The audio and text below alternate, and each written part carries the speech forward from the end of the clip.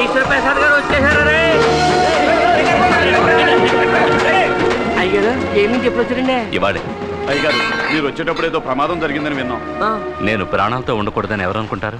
అది నాకు మాత్రమే కాదు, మీకు కూడా తెలుసు అనుకుంటా. ఇంకెవరి గురించి తమరు భయపడక్కలేదు పెద్దయ్య గారు.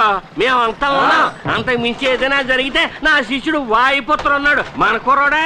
తెలుసు, నేను అతన్ని చూశాను. చూసారా? నాకంటే కనపడేటి. అవును, ఇక్కడ మూర్తి అంటే ఎవరు? మీరు సతీష్ ఆపరేషన్కి ఏర్పాటు చేయండి, నేను డబ్బు తీసుకొస్తాను. ఎక్కడి నుంచి తీసుకొస్తాను? అది నాయుడిస్తానని చెప్పాడా? మీరెవరో నాకు తెలీదు.